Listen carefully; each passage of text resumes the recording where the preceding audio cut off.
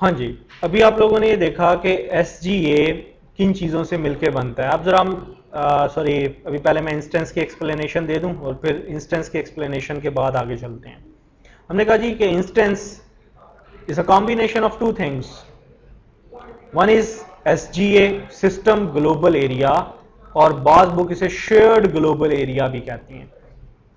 ठीक है, आपको याद है लास्ट टाइम आपने कर्नल की मेमोरी की सेटिंग्स की थी। 3 parameter, kernel dot shared memory max, shared memory min and shared memory all. आपने बताया था कि ये वो मेमोरी स्ट्रक्चर्स हैं जो UDP protocol sorry IPC protocol पे चलेंगे। मैंने आपसे कहा था कि शेयर्ड मेमोरी मैक्स में 2 GB आपने लिखा था, मीन के SGA मैक्सिमम 2 GB का हो सकता है, 2 GB से ज्यादा का नहीं हो सकता। रीजन, क्योंकि 32 बिट है। हाँ, टू उससे बियॉन्ड जा सकते हैं आप, लेकिन आपको कर्नल का एक पैरामीटर सेट करने पड़ेंगे। तो ये वो सारे के सारे मेमोरी स्ट्रक्चर्स हैं जो आईपीसी प्रोटोकॉल पे चल रहे हैं। मीन कि अगर किसी प्रोसेस ने किसी डिस्क स्ट्रक्चर पे कुछ लिखना है, सॉरी मेमोरी स्ट्रक्चर में कुछ लिखना है, तो उसको कर्नल के इंटरवेंशन की जरूरत नहीं है। वो ऑपरेटिंग सिस्टम के कर्नल के बिहाफ पे काम नहीं करेगा, वो डायरेक्ट ये काम कर लेगा और बाद में कर्नल को नोटिफाई करेगा। अदरवाइज क्या होगा कि टाइम ज्यादा लगेगा, लेटेंसी रीड राइट फैक्टर आ जाएगा।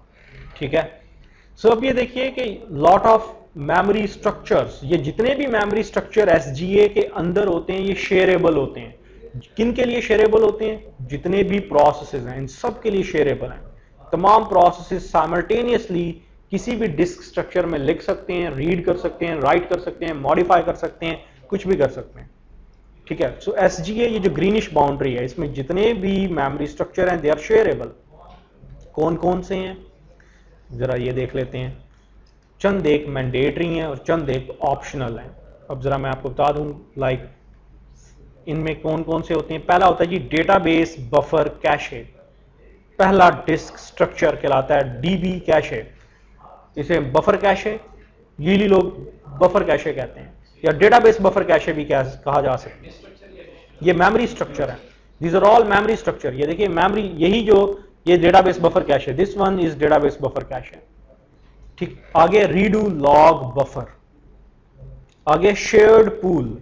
एंड शेयर्ड पूल के अंदर 190 के करीब मेमोरी स्ट्रक्चर होते हैं, जिनमें से 2 आपके सिलेबस में, library cache and data dictionary cache.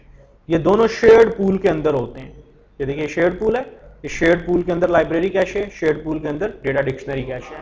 बाकी उनके साथ बीइंग अ DB आपका कोई इतना ज्यादा वास्ता ताल्लुक भी नहीं होता, वो क्लोज्ड होते हैं, इंटरनल होते हैं। इनके अंदर भी डिफरेंट मेमोरी स्ट्रक्चर, आगे पूरा एक चैप्टर आएगा डेटाबेस बफर कैशे पे, जिसमें आप पढ़ेंगे कि पूरी दुनिया जो इसके अंदर बसी पड़ी है। ठीक है, हर एक मेमोरी स्ट्रक्चर, हर एक डिस्क स्ट्रक्चर के ऊपर पूरे पूरे चैप्टर्स अभी आएंगे। ठीक है, सो अभी आप देखें database buffer cache, redo log buffer, shared pool, shared pool में library cache and data dictionary cache. अभी तक ये देखिए आपने ये 3 पढ़े, database buffer cache, redo log buffer, shared pool. ये शेयर्ड पूल, इसके अलावा कौन सा होता है? Java pool, stream pool, large pool. 3 mandatory हैं। ये जो पहले 3 आपने पढ़े हैं, अगर ये लोड नहीं होंगे या इनमें से कोई क्रैश हो जाए, इंस्टेंस शट डाउन हो जाएगा, इमीडिएटली शट डाउन हो जाएगा। ये 3 मैंडेटरी स्ट्रक्चर्स हैं, database buffer cache, redo log buffer, shared pool. Optional कह लें ये लार्ज पूल ऑप्शनल है, जबकि स्ट्रीम पूल और जावा पूल भी मैंडेटरी हैं। 11G में दे आर मैंडेटरी, इनके बगैर भी गुजारा नहीं है। अब ये देखिए कितने हो गए जी total? 6, database buffer cache, redo log buffer, shared pool, Java pool, stream pool, large pool. 6 अभी मैंडेटरी आप पढ़े हैं अपने सिलेबस में, जो कि बहुत ही इजीएस्ट कॉन्फ़िगरेशन में। रैक में जाएंगे, डेटा गार्ड में जाएंगे तो स्ट्रक्चर बहुत ज़्यादा जिसे कहते हैं एक्स्ट्रा पॉपुलेट हो जाएंगे। वहाँ पे अगर रैक है तो वहाँ पे ग्लोबल एनक्यूइंग सर्विसेज भी होंगी, ग्लोबल कैशिंग सर्विसेज भी होंगी, GRD कैशे भी होगी, and so money other caches आपको पढ़नी पड़ेंगी। यहाँ पे भी बहुत स्लिम एंड स्मार्ट कह लें, कॉम्प्लेक्सिटी इतनी नहीं है। अब ज़रा देखें बारी बारी कि ये काम क्या करते हैं। ठीक जी, अभी आपने ऐसे पढ़ा, अब बारी बारी हम ये देखते हैं कि डेटाबेस बफर कैशे क्या करता है, रीड लॉग बफर क्या करता है, शेयर्ड पूल क्या करता है, इनके ऑपरेशंस क्या हैं। फिर हम बारी बारी पढ़ेंगे द नेक्स्ट वन, लाइक के आपके पास ये जो बैकग्राउंड प्रोसेसेस हैं ये काम कैसे करते हैं, ठीक है। सो अभी पहले आ जाएं मेमोरी स्ट्रक्चर्स की तरफ। देखिए नाम बड़े मिलते जुलते हैं। Database buffer cache, data files और डीबी राइटर एक बैकग्राउंड प्रोसेस है, ये आपस में लिंक्ड हैं तीनों। जब कभी भी आपने कोई सा भी डेटा रीड करना है, मॉडिफाई करना है, डिलीट करना है, कुछ भी करना है, हमेशा डेटा पहले लोड किया जाएगा डेटाबेस बफर कैशे में। डेटाबेस बफर कैशे किन चीजों से मिलकर बनती है? बफर से। बफर का साइज कितना होता है? जितना एक ऑरेकल ब्लॉक का साइज है, ताकि पूरा ब्लॉक पूरी बफर के अंदर कैशे हो जाए।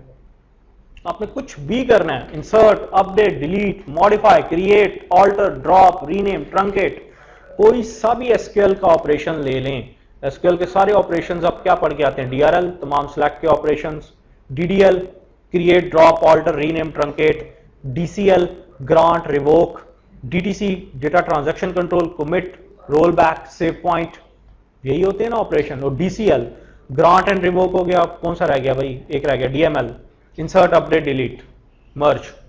ये जितने भी ऑपरेशंस हैं या पीएलएसक्यूएल के जितने भी ऑपरेशंस हैं, कोई सा भी ऑपरेशन करें तो डेटाबेस बफर कैशे पॉपुलेट होगी। जब तक ये पॉपुलेट नहीं होगी आप किसी डेटा के ऊपर कोई काम नहीं कर सकते।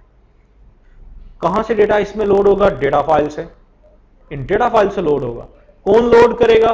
सर्वर प्रोसेस लोड करेगा। यहां से डेटा पकड़ के उसको कैशे करेगा, रीड करेगा और इसमें राइट डाउन करेगा बफर्स के अंदर। वंस डेटा इधर आ गया मेमोरी में, फिर जो दिल में आता करें, इंसर्ट करें, अपडेट करें, डिलीट करें, मॉडिफाई करें, जो भी दिल में आता करें।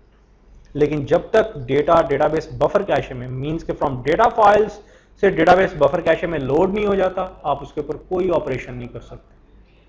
दे आर क्वाइट वाइटल इंपॉर्टेंट, ठीक है। अब ये जो बफर्स हैं हमारे पास, इनकी बड़ी वैरायटी होती है। बास को पिंड बफर कहते हैं, फ्री बफर कहते हैं, रीड कंसिस्टेंट बफर कहते हैं, डर्टी बफर कहते हैं। सो मैनी टाइप्स आप आगे विद रिस्पेक्ट टू टाइम पढ़ेंगे। ये खासा कॉम्प्लेक्स मेमोरी एरिया है, छोटा मोटा नहीं है। Then read log buffer. अगर डेटा स्ट्रक्चर के अकॉर्डिंगली देखें तो it's a circular queue. Circular queue data structure क्या होता है? If n is a first location, n-1 is a last location and n+1 is a next location। Circular queue में ये होता है कि कभी भी कोई हिस्सा खाली नहीं रहता, बहुत स्पीड के साथ पॉपुलेट होता है और बहुत स्पीड के साथ वॉश होता है। सो रीड लॉग बफर, जब कभी भी आप ट्रांजैक्शन बिगिन करेंगे, यहां पे जो डेटा लोडेड है उसको मॉडिफाई करेंगे, तो फौरन उसके पॉइंटर्स, ट्रांजैक्शन रिकवरी डेटा बहुत स्पीडीली रीड लॉग बफर में लिखा जाएगा। पॉइंटर, ऐसे पॉइंटर जिनसे पूरी ट्रांजैक्शन वापस रिकवर हो सके। और यहां पे देखिए एक फाइल का नाम है रीड लॉग फाइल। इसका नाम क्या है? Read log buffer. इसका नाम क्या है? Log writer. लॉग राइटर जो कुछ भी रीड लॉग बफर में होता है वो सब कुछ उठा के लिख देता है रीड लॉग फाइल में। ये फाइल एम्प्टी होती है इनिशियली। जो ट्रांजैक्शन जैसे बिगिन होंगी, स्पीडीली डेटा यहां पे लिखा जाएगा, ट्रांजैक्शंस का recovery data. Log writer background process वही सारा कुछ इसमें डंप करता जाएगा, रीड लॉग फाइल पॉपुलेट होनी शुरू हो जाएंगी। सो मैंने आपसे पहले कहा था कि कोई भी ट्रांजैक्शन डेटा पे करेंगे तो आप ऑडिट से बच नहीं सकेंगे, क्योंकि वो सारी डेटा यहाँ पे लिखा जा रहा है बहुत स्पीडीली। बड़ी स्लिम एंड स्मार्ट बफर होती है ये 512 किलोबाइट से बड़ी नहीं होती है। बहुत ज्यादा भी बड़ी है तो 5 मेगाबाइट से बड़ा एरिया नहीं होता, क्योंकि जब भी आप कोई ट्रांजैक्शन कमिट करते हैं तो ऑरेकल फौरन क्या करता है? लॉग राइटर को फायर करता है ताकि इसमें जो कुछ भी है वो फ्लश हो जाए डिस्क के ऊपर। ऑरेकल कमिट की गारंटी कब देगा? जब वो चीज रीजनरेट कर सके। रीजनरेट कब करेगा? जब वो डिस्क के ऊपर लिखी जाए। मेमोरी तो वॉश हो जाएगी अगर ऑपरेटिंग सिस्टम करप्ट हो जाए, या एसजीए वॉश हो जाए मेमोरी से, तो मेमोरी तो खत्म। मेमोरी में तो जो भी कंटेंट्स पड़े हुए हैं वो ट्रेसेबल ही नहीं है जब तक कि कोई डेटा डिस्क में ना लिखा जाए। डन? थक गए? आगे चलिए। अब आगे आता है जी शेयर्ड पूल। शेयर्ड पूल देखें, अगर मैं एक स्टेटमेंट, क्वाइट सिंपल स्टेटमेंट है, मैं लिखता हूं जी सेलेक्ट एस्ट्रिक फ्रॉम एम। ये एक स्टेटमेंट 4GL है, 4 जनरेशन लैंग्वेज है। आपने यहाँ पे एसक्यूएल प्रॉम्प्ट पे लिखी और एग्जीक्यूट कर दी।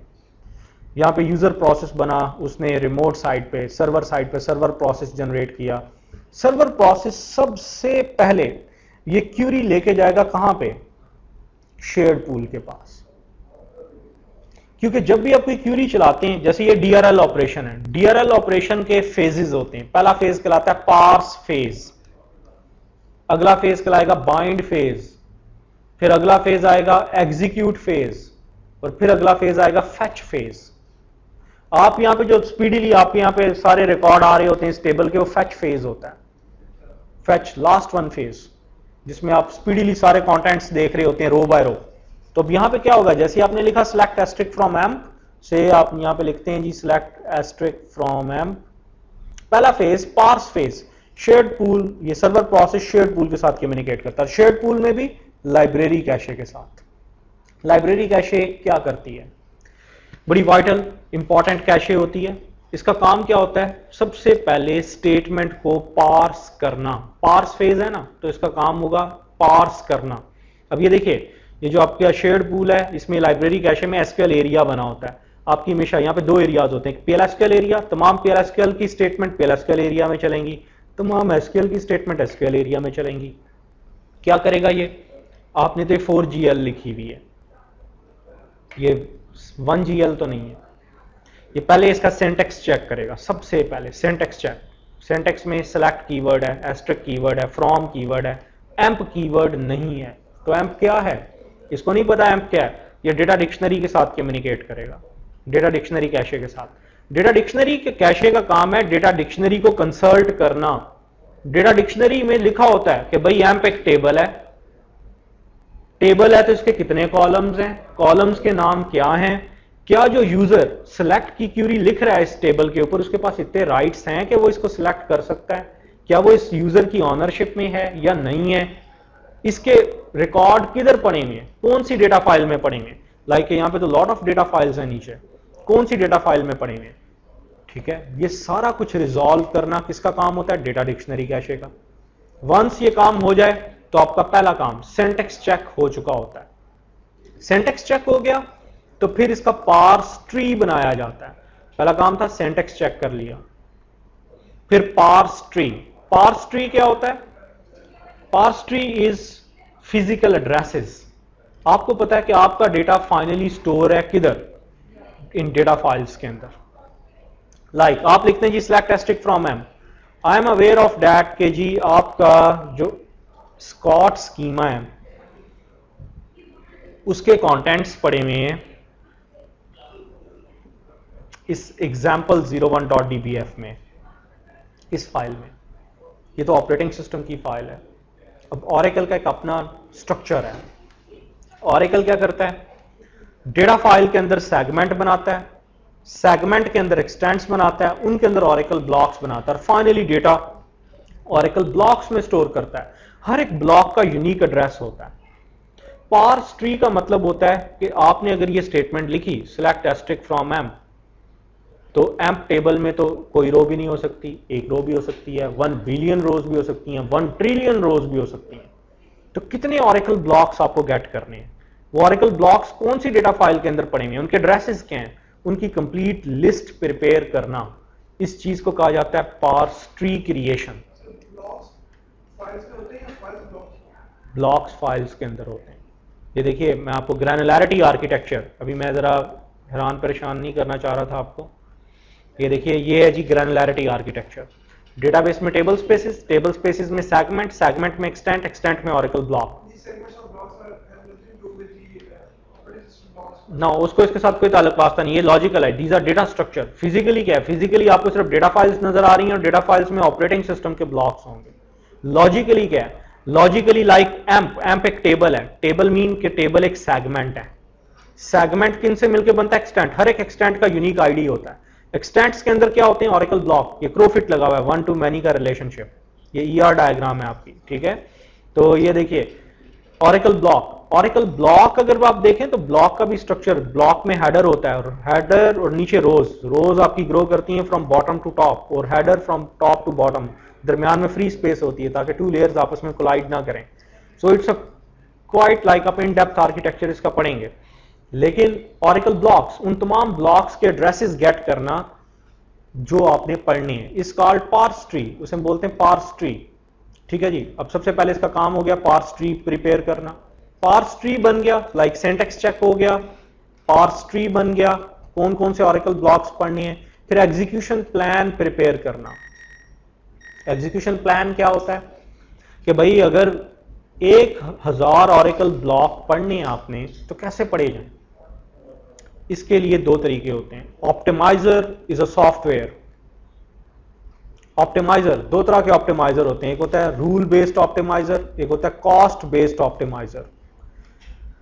कॉस्ट बेस्ड ऑप्टिमाइजर ऑरेकल 7 के बाद हर एक में यूज होता है। ये इसका कि अगर 1000 ऑरेकल ब्लॉक्स पढ़ने हैं तो सीपीयू टाइम कितना लगेगा, आईओ टाइम कितना लगेगा, कॉस्ट कितनी आएगी इसके ऊपर। क्योंकि जरूरी नहीं कि आप ही सिर्फ ऑरेकल के साथ लॉग इन है। आपको पता है सर्वर तो, database server is a huge thing, इसके साथ तो लॉट ऑफ सर्वर प्रोसेसेस हो सकते हैं, लॉट ऑफ सेशंस हो सकते हैं, उनमें से एक सेशन आपका है, बाकी यूजर्स की भी कॉन्करेंट रिक्वेस्ट आ रही हैं। तो ऑप्टिमाइजर का काम है एग्जीक्यूशन प्लान प्रिपेयर करना कि भाई आपको कितना आईओ चाहिए, कितना सीपीयू टाइम चाहिए, कितने रिसोर्सेज चाहिए, ताकि वो डिसाइड कर पाए कि क्या ये क्यूरी अभी चलानी भी चाहिए कि नहीं चलानी चाहिए। ठीक है, इसे बोलते हैं CBO, cost based optimiser. Cost based optimiser execution plan prepare करता है।